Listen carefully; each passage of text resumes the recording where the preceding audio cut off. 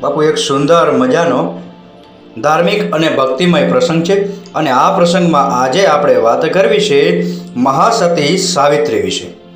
મહાસતી સાવિત્રી અને સત્યવાનની વાર્તા ખૂબ જ પુરાણી છે. આ વાર્તાનો ઉલ્લેખ મહાભારતમાં પણ છે. મહાભારતમાં બે સંબંધિત રજવાડા પરિવારો પાંડવો અને કૌરવો વચ્ચેના યુદ્ધનું વર્ણન કરવામાં આવ્યું છે. મહાસતી સાવિત્રી અને સત્યવાનનો પ્રસંગ, જેને સંસ્કૃતમાં સાવિત્રી ઉપાખ્યાન અથવા પતિવ્રત મહાત્મય પર્વ તરીકે ઓળખવામાં આવે છે. મહાભારતના વન પર્વમાં એક જડિત કથા તરીકે આ પ્રસંગનું વર્ણન કરવામાં આવ્યું છે.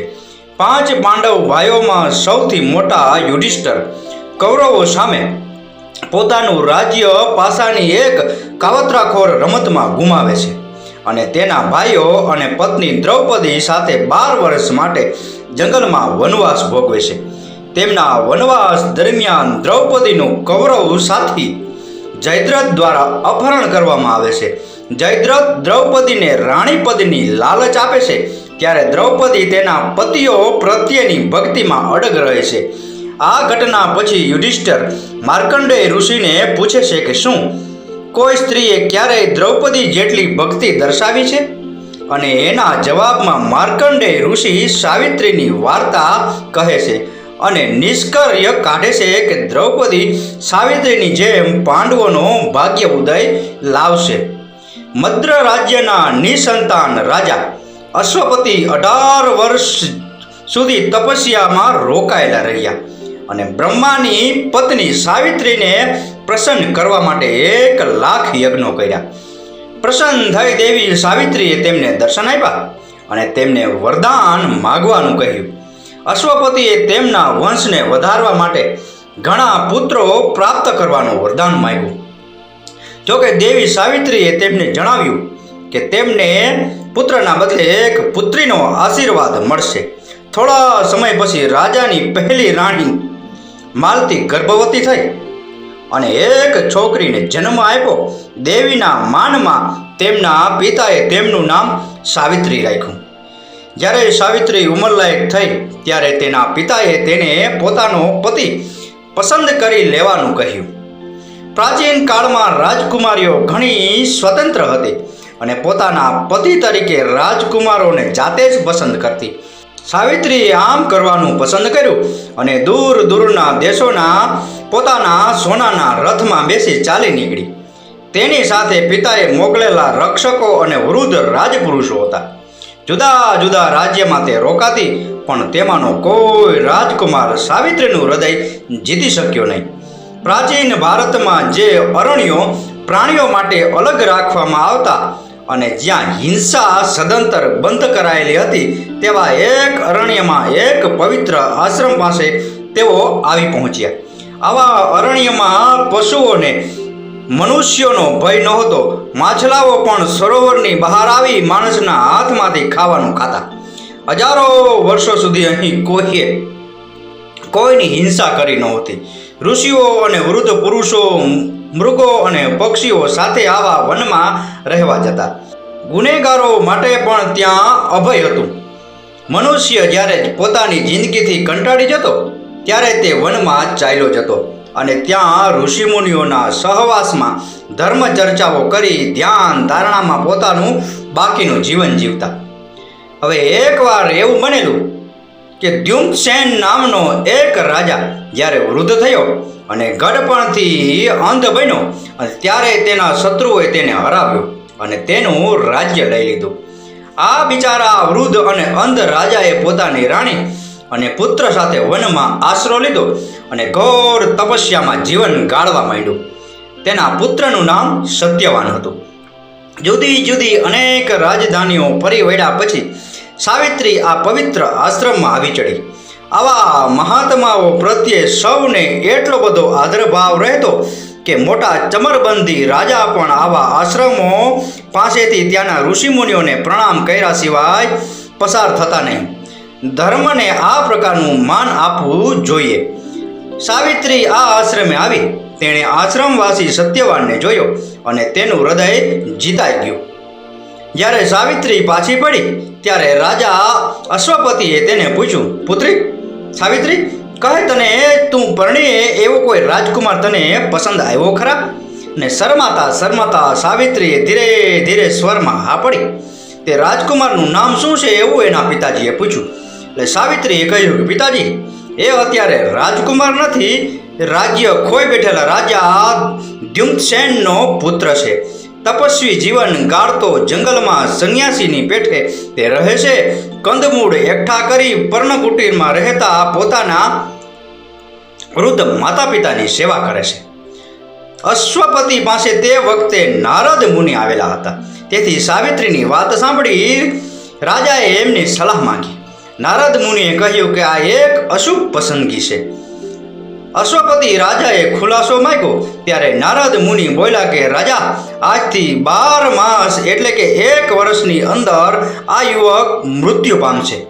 આ સાંભળી રાજા ભયથી કોપી ઉઠ્યા અને તેણે સાવિત્રીને કહ્યું, બેટા સાવિત્રી, આ યુવક 12 મહિનામાં જ મૃત્યુ પામશે, એટલે તું વિધવા થઈશ.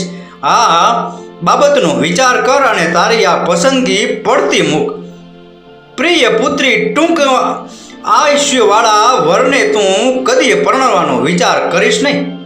સાવિત્રી બોલી કે હે પિતાજી, એની ચિંતા ન કરો. હવે અન્ય પુરુષ સાથે લગ્ન કરી મારા મનના પવિત્ર ભાવોને ત્યાગવા કરવાનું મને ના કહો. એ સદગુણી અને વીર સત્યવાનને હું મનથી વરી ચૂકી છું. કુંવારી કન્યા એક જ વખત વરણી કરે છે અને પોતાના સત્ય વચનથી કદી ચલિત થતી નથી. રાજા અશ્વપતિએ જોયું કે સાવિત્રી મન અને હૃદયથી મક્કમ છે, એટલે તેણે એવી ઈચ્છાને માન આપ્યું. પછી સાવિત્રીના સત્યવાન સાથે લગ્ન થયા. સાવિત્રી શાંતિથી પોતાના પિતાનો મહેલ ત્યજી પોતાના ઈચ્છિત પતિ સાથે વનમાં રહેવા લાગી તથા પોતાના સાસુ સસરાની સેવા કરવા લાગી. સાવિત્રી સત્યવાનના મૃત્યુની ચોક્કસ તિથિ જાણતી હતી, છતાં પણ તેણે આ વાત સત્યવાનથી છુપાવી હતી. સત્યવાન દરરોજ ગીચ જંગલમાં જતો, ફળ ફૂલો એકઠા કરતો અને લાકડા લઈ આશ્રમે પાછો ફરતો. સાવિત્રી પર્ણકુટીમાં રહી રસોઈ કરતી અને વૃદ્ધોની સેવા કરતી. આમ પેલો દુઃખદ દિવસ એમની નજીક આવ્યો ત્યાં સુધી તેનું જીવન ચાલ્યા કર્યું. હવે ફક્ત 3 જ દિવસ બાકી રહ્યા હતા. સાવિત્રીએ પણ રાત્રિનું કઠણ વ્રત કરવાનું શરૂ કર્યું. ઉપવાસ અને જાગરણ કર્યા અને પેલા ભયંકર સવાર પડતા સુધી સાવિત્રીએ 3 રાત્રિઓ શોકમય અને નિંદ્રા રહિત પસાર કરી. તે દિવસે સાવિત્રીએ એક ક્ષણ માટે પણ સત્યવાનનો નજર બહાર ન રહેવા દેવાનો નિશ્ચય કર્યો. જ્યારે સત્યવાન કંદમૂળ એકઠા કરવા જંગલમાં જવા તૈયાર થયો ત્યારે તેની સાથે પોતાને જવા દેવાની સાવિત્રીને સાસુ સસરાની સંમતિ માગી અને તે સંમતિ મળતા જ પોતે પતિ સાથે જંગલમાં ગઈ. જંગલમાં એકાએક તૂટક શબ્દોમાં સત્યવાન સાવિત્રીને કહેવા લાગ્યો, મને મૂર્છા આવે છે, મારું માથું ભમે છે, મારી ઇન્દ્રિયો ખેંચાય છે. ઓ સાવિત્રી, જાણે મારું ભાન ચાલ્યું જતું મને લાગે છે, તો તારા ખોળામાં થોડી વાર મને આરામ કરવા દે. ડરતા અને દબકતા હૈયે સાવિત્રીએ કહ્યું, હે નાથ, જરૂર મારા ખોળામાં તમારું માથું રાખો. તરત જ સત્યવાને પોતાનું દગદગતું માથું સાવિત્રીના ખોળામાં રાખ્યું અને જોત જોતામાં એક લાંબો નિશાસો નાખતાની સાથે જ સત્યવાન મૃત્યુ પામ્યો. સાવિત્રી પણ આંસુ સારતી તે હૃદય સરચો સાંપી રાખી અને એકલી અટુલી વનમાં બેસી રહી. પછી યમના દૂતો સત્યવાનના આત્માને લેવા આવ્યા, પણ જ્યાં સુધી સતી સાવિત્રી પોતાના મૃત પતિના મસ્તકને ખોળામાં રાખી બેઠી હતી ત્યાં સુધી યમદૂતો તેની નજીક આવી શક્યા નહીં. સાવિત્રીની આસપાસ તેની તપસ્યાને પરિણામે અગ્નિનું એક કુંડાળું થઈ ગયું હતું અને તેની અંદર યમનો કોઈ દૂત પ્રવેશી શક્યો ન હતો. એ બધા યમદૂતો ત્યાંથી પાછા ચાલ્યા ગયા. મૃત્યુના અધિપતિ યમરાજા પાસે જઈ તેણે બધી વાત કરી. પછી મૃત્યુના દેવ યમરાજ સાવિત્રીની પાસે જાતે આવ્યા અને યમરાજ તો પેલા અગ્નિના કુંડાળાની અંદર જઈ શક્યા, કારણ કે તેઓ તો દેવ હતા. સાવિત્રી પાસે આવી યમરાજ બોલ્યા, હે પુત્રી, આ મૃત શરીરને તું છોડી દે. મનુષ્યને તો માત્ર મૃત્યુને જ આધીન હોય છે. આ સાંભળતા સાવિત્રી ઊભા થઈ યમરાજને પ્રણામ કર્યા. ત્યાં તો યમરાજે સત્યવાનના આત્માને ખેંચી લીધો અને પોતાના માર્ગે પ્રયાણ શરૂ કર્યું. થોડું એક ચાલ્યા ત્યાં યમરાજને સૂકા પાંદડા ઉપર કોઈના પગલાં પડતા સંભળાણા. તેમણે પાછું વળીને જોયું તો સાવિત્રીને જોઈ યમરાજે પૂછ્યું, પુત્રી, સાવિત્રી, મારી પાછળ તું શા માટે આવે છે? સાવિત્રીએ ઉત્તર આપ્યો, પિતાજી, હું આપની પાછળ આવતી નથી, પણ સ્ત્રી માટે એ નીતિ છે કે જ્યાં એનો પતિ દોરી જાય ત્યાં તેણે જવું. પ્રેમી પતિ અને પતિવ્રતા પતિને સનાતન નિત્ય પણ જુદા પાડી શકતો નથી. યમરાજા બોલ્યા, સાવિત્રી, હું તારા પર પ્રસન્ન થયો છું. તારા પતિના જીવન સિવાય કોઈ પણ વરદાન તું માંગી લે. સાવિત્રી કહે, હે યમરાજા, જો તમે પ્રસન્ન થયા હો તો હું એ વરદાન માગું છું કે મારા અંધ સસરા આંખે દેખતા થાય અને સુખી થાય. યમરાજ બોલ્યા કે હે કર્તવ્ય પરાયણ પુત્રી, તારા આ પવિત્ર ઈચ્છા પૂર્ણ થાવ. પછી યમરાજા સત્યવાનના આત્માને લઈ આગળ વધ્યા. વળી પાછા તે જ પગલાં તેણે સંભળાણા. એટલે પાછું વળીને યમરાજાએ જોયું અને સાવિત્રીને જોઈ યમરાજા ફરી બોલ્યા, પુત્રી સાવિત્રી, હજી તું કેમ પાછળ પાછળ આવે છે? એટલે સાવિત્રીએ કહ્યું કે પિતાજી, તેમ કર્યા સિવાય મારાથી રહેવાતું નથી. હું પાછી જવાનો પ્રયાસ કરું છું, પણ મારું મન પતિની પાછળ જાય છે અને મારું શરીર પણ તેની પાછળ ચાલે છે. આત્મા તો ગયો છે અને એ આત્મા જ મારો આત્મા છે, અને એ આત્માને લઈ જાઓ છો એટલે શરીર પાછળ પાછળ આવે છે. યમરાજ બોલ્યા, હે સાવિત્રી, તારા શબ્દોથી હું પ્રસન્ન થયો છું. તારા પતિના જીવન સિવાય તું અન્ય કોઈ વરદાન માગ. સાવિત્રીએ કહ્યું કે હે પિતાજી, જો આપ મારી પ્રાર્થના સ્વીકારવા તૈયાર હો તો મારા સસરાને તેની સમૃદ્ધિ અને તેનું રાજ્ય પાછું મળે. યમરાજા બોલ્યા, પ્રેમાળ પુત્રી, આ વરદાન પણ તને હું આપું છું. હવે ઘેર જા. કોઈ જીવન મનુષ્ય યમરાજ સાથે જઈ શકતો નથી. એમ કહી યમરાજા પોતાના રસ્તે ચાલવા લાગ્યા. છતાં નમ્ર અને પતિવ્રત સાવિત્રી પોતાના મૃત પતિની પાછળ જ ચાલવા લાગી. યમરાજાએ ફરીથી પાછળ જોયું અને કહ્યું કે હે સતી સાવિત્રી, આવા નિર્ભય ભર્યા દુઃખમાં તું મારી પાછળ ન આવ, પાછી જા. સાવિત્રીએ કહ્યું કે મહારાજ, મારા માટે બીજો કોઈ ઉપાય જ નથી. તમે જ્યાં મારા પતિને લઈ જાઓ છો ત્યાં મારે જવું જ જોઈએ. યમરાજાએ કહ્યું, તો સાવિત્રી, માન કે તારો પતિ પાપી હતો અને તેને નરકમાં જવું પડશે, તો શું તું પણ તારા પતિનો પાછળ નરકમાં જઈશ? સાવિત્રીએ તરત જ જવાબ આપ્યો કે હે પિતા, જ્યાં મારા પતિ જાય ત્યાં જીવન હો કે મૃત્યુ, સ્વર્ગ હોય કે નરક, હું તો જવાની જ છું. યમરાજાએ રાજી થઈ, પુત્રી, ધન્ય તારા વચનને. તારા પર હું પ્રસન્ન થઈશું. ફરી એકવાર વરદાન માગ અને યાદ રાખજે કે મરેલા માનવો પાછા સજીવન થતા નથી.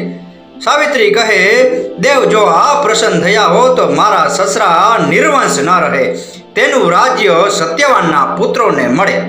આ સાંભળી યમરાજ હસીને બોલ્યા, પુત્રી, તને ધન્ય છે. તારી ઈચ્છા પરિપૂર્ણ થાવ. આ રહ્યો તારા પતિનો આત્મા, એ પાછો સજીવન થશે, તે પુત્રનો પિતા થશે અને યોગ્ય સમયે તારા સંતાનો રાજ્ય કરશે. હવે તું ખુશીથી ઘેરે જા. પ્રેમે મૃત્યુ ઉપર વિજય મેળવ્યો. સાચા પ્રેમની શક્તિ આગળ હું યમરાજ પણ શક્તિહીન બની ગયો છું. તું એને પ્રત્યક્ષ ઉદાહરણ છે. આવી કથા સાવિત્રીની છે. ભારતની પ્રત્યેક પુત્રી જેના ઉપર મૃત્યુ પણ વિજય ન મેળવી શક્યું અને જેને પોતાના અગાધ પ્રેમની શક્તિથી પોતાના પતિનો આત્મા યમરાજ પાસેથી પાછો મેળવ્યો, એવી મહાસતી સાવિત્રી થવાની ઈચ્છા રાખે છે. અને આ મહાસતી સાવિત્રીની કથા બિહાર, ઝારખંડ અને ઓડિશામાં પરિણીત સ્ત્રીઓ દર વર્ષે જેઠ મહિનાની અમાસના દિવસે સાવિત્રી વ્રત ઉજવે છે. આ વ્રત તેમના પતિના સુખાકારી અને લાંબા આયુષ્ય માટે કરવામાં આવે છે. પૂજા કરતી વખતે સ્ત્રીઓ દ્વારા ઓડિયા ભાષામાં સાવિત્રી વ્રત કથા નામનો ગ્રંથ વાંચવામાં આવે છે. પશ્ચિમ ભારતમાં આ પવિત્ર દિવસ મહિનાની પૂર્ણિમાના દિવસે વટ પૂર્ણિમા તરીકે ઉજવવામાં આવે છે. ભારતમાં ઘણી સ્ત્રીઓને સાવિત્રી નામ આપવામાં આવ્યું છે. એવું માનવામાં આવે છે કે સાવિત્રીને તમિલ મહિનાના પંગુની નામ પહેલા દિવસે તેમના પતિ પાછા મળ્યા હતા અને આ દિવસને તામિલનાડુમાં કરાદયન નોંબુ તરીકે ઉજવવામાં આવે છે. આ દિવસે પરિણીત સ્ત્રીઓ અને યુવતીઓ પીળા વસ્ત્રો પહેરે છે અને હિન્દુ દેવીઓ પાસેથી તેમના પતિના લાંબા આયુષ્ય માટે પ્રાર્થના કરે છે. છોકરીઓ આ પ્રથા ખૂબ જ નાની ઉંમરે શરૂ કરે છે. તેઓ આ દિવસે પીળા વસ્ત્રો પહેરે છે કારણ કે તેઓ 1 વર્ષની થાય ત્યારે જ ભવિષ્યમાં તેને સારો પતિ મળશે. 1950 અને 1951માં અરબિંદોએ તેમની મહાકાવ્ય કવિતા સાવિત્રી એક દંતકથા અને એક પ્રતીક શીર્ષક સાથે ખાલી પદ્યમાં પ્રકાશિત કરી. ઇંગ્લેન્ડના ગુસ્તાવ હોલ્સ્ટે 1916માં આ વાર્તા પર આધારિત એક ચેમ્બર ઓપેરો નામના ઓપસ 25 સાવિત્રી નામની એક એક્ટની રચના કરી. નવવયી જૂથ 2002 એ 1995માં સાવિત્રી અને સત્યવાનની વાર્તાથી પ્રેરિત થઈ એક આલ્બમ બહાર પાડ્યું હતું. ફિલ્મો અને ટેલિવિઝન વિશે વાત કરીએ તો ભારતમાં સાવિત્રી અને સત્યવાન વાર્તાના લગભગ 34 ફિલ્મો સંસ્કરણો બનાવવામાં આવ્યા છે. સૌથી જૂની ફિલ્મ મૂક ફિલ્મ સત્યવાન સાવિત્રી 1914 છે, જેનું નિર્દેશન દાદા સાહેબ ફાળકે દ્વારા કરવામાં આવ્યું હતું. અન્ય મૂક યુગની ફિલ્મોમાં વીપી દેવકર અને એપી કરિંદકર અને શ્રીનાથ પાટણકર દ્વારા નિષ્ફળ સાવિત્રી 1912માં, કાનજી રાઠોડ દ્વારા સુકન્યા સાવિત્રી 1922માં, બાબુરાવ પેન્ટર દ્વારા સતી સાવિત્રી 1927માં, બીડકર દ્વારા સતી સાવિત્રી 1931માં સમાવેશ થાય છે. 1923ની આવૃત્તિ સાવિત્રી, જેને સત્યવાન સાવિત્રી પણ કહેવામાં આવે છે, તે ઇટાલિયન સહ-નિર્માણ હતી, જેનું નિર્દેશ જ્યોર્જિયા માનીની અને જે મનન દ્વારા કરવામાં આવ્યું હતું. તેનું નિર્માણ મદન થિયેટર લિમિટેડ અને સિનેસ દ્વારા કરવામાં આવ્યું હતું. સતી સાવિત્રી 1932 એક ધ્વનિ ફિલ્મ જે હિન્દી ગુજરાતીમાં ચંદુલાલ શાહ દ્વારા રજૂ કરવામાં આવી હતી અને તે બીજી બોલતી ફિલ્મ ગુજરાતી ફિલ્મ હતી. સાવિત્રી 1933માં એ ઈસ્ટ ઇન્ડિયા ફિલ્મ કંપની દ્વારા નિર્મિત પ્રથમ ફિલ્મ હતી. સી પુલૈયા દ્વારા દિગ્દર્શિત તેને વેનિસ ફિલ્મ ફેસ્ટિવલમાં પ્રમાણપત્ર મળ્યું હતું. બાલાજી પેંડારકર મરાઠીમાં સાવિત્રી 1936માં રજૂ કરી હતી. 1937માં ફ્રાન્ઝ ઓસ્ટેન દ્વારા દિગ્દર્શિત સાવિત્રી હિન્દીમાં બનાવવામાં આવી. સત્યવાન શિવિથિરી 1933માં વી.વી. રાવ દ્વારા શિવિથિરી 1941માં પણ ભારતમાં બ્રિટિશ શાસન દરમિયાન બનાવવામાં આવી હતી. આ વાર્તાને કેન્દ્રમાં રાખીને ઘણી ફિલ્મો આઝાદી પછી પણ બનાવવામાં આવી હતી, ખાસ કરીને દક્ષિણ ભારતમાં, અને તેમાં સમાવેશ થાય છે. 1957, 1977 અને 1981માં વાર્તાની તેલુગુ ભાષાની ફિલ્મો આવૃત્તિઓ સત્યવાન સાવિત્રી 1948, મહાસતી સાવિત્રી 1955, રમણીક વેદ દ્વારા સાવિત્રી 1955, સાવિત્રી 1957, મજવાન 1955, 1963, દિનેશ દ્વારા રાવલ સતી સાવિત્રી 1964, શાંતિલાલ સોની દ્વારા સતી સાવિત્રી 1965, પી.આર. કૌંડિન્યન દ્વારા મહાસતી સાવિત્રી 1973, ચંદ્રકાંત દ્વારા સત્યવાન સાવિત્રી 1977, પી.જી. વિશ્વકર્મણ દ્વારા સવિત 1978, સવિત્રી દ્વારા 1982, ગિરીશ મુકંદ દ્વારા સાવિત્રી 1983, મુરલીધર કાપડી દ્વારા સોની મુખર્જી દ્વારા મહાસતી સાવિત્રી 1983. તમિલ ભાષાની ફિલ્મો ડૉક્ટર સાવિત્રી 1955 અને રોજા 1992 સાવિત્રી અને સત્યવાનની વાર્તાના સમકાલીન રૂપાંતરો છે. સાવિત્રી એક પ્રેમ કહાની એક ભારતીય ટેલિવિઝન શ્રેણી જે 2013માં લાઈવ ઓકે પર પ્રસારિત કરવામાં આવી હતી અને તે વાર્તાનું આધુનિક રૂપાંતર હતું. પવન સિદેકિન દ્વારા લખાયેલ સાવિત્રી અને પરમ ગિલ દ્વારા લખાયેલ વોરિયર સાવિત્રી 2016 એ વાર્તાના આધુનિક રૂપાંતરો હતા. બાદમાં સાવિત્રીની 21મી સદીની સ્ત્રી તરીકે દર્શાવવા માટે વિવાદાસ્પદ રહ્યું હતું. સત્યવાન સાવિત્રી એ 2022ની મોટા બજેટની મરાઠી ટીવી શ્રેણી હતી જે આ વાર્તા પર આધારિત જી મરાઠી પર પ્રસારિત થઈ હતી. બાબુ, આ હતી મહાસતી સાવિત્રી વિશેની વાર્તા અને એમના વિશેનો પ્રસંગ. આ પ્રસંગ પૂરેપૂરો સાંભળ્યો એ બદલ આપનો ખૂબ ખૂબ આભાર. આપનો દિવસ શુભ રહે. મહાદેવ હર.